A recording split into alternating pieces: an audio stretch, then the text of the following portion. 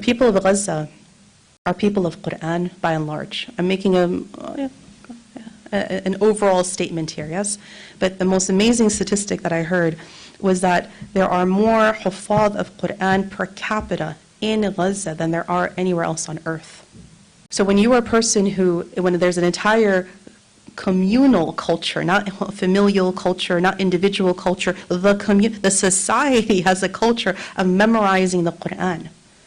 Then when catastrophe hits, and still have people say, La ilaha illallah Muhammad Rasulullah, or La hawla wa la quwwata illa billah, inna lillahi wa inna ilayhi raji'un. All of these, how is this coming out of their mouth? It's not coincidence. It comes out of this because they've trained their heart with dhikr. They've trained their hearts with Qur'an. If you've trained your heart and tongue and mind with Qur'an, then when the catastrophe hits, yes, that's what comes out. La hawla wa la quwwata illa billah. And you don't know until the catastrophe hits. That's when it shows. And that's the hadith of the Prophet ﷺ, where he passes by a woman who has a loved one who's just passed away, and she has her back turned so she can't see that it's the Prophet ﷺ. And she's carrying on, crying and wailing and kind of carrying on. I mean, she just had a death. I mean, it's a real, again, human emotion, right?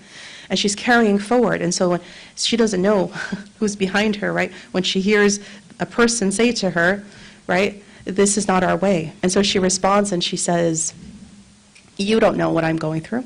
And she never turns around to see who it is. And so the Prophet quietly continues carrying. He knows she's not in a state to say anything else, so he continues on his way. But the people that come to her and say, oh, it's the Prophet sallallahu alaihi wasallam, it's the Prophet, what are you saying? And so she's so embarrassed, right? And so she goes to him later and she apologizes and she says, I didn't know it was you, right? And the Prophet sallallahu alaihi wasallam then teaches us something very important at that point, and this is where we have the famous hadith, as-sabr, patience, عند صدمة الأولى. Patience is at the first sign of calamity. But how are you going to be a person of patience at the first sign of calamity unless you've trained your heart to have that sense of peace?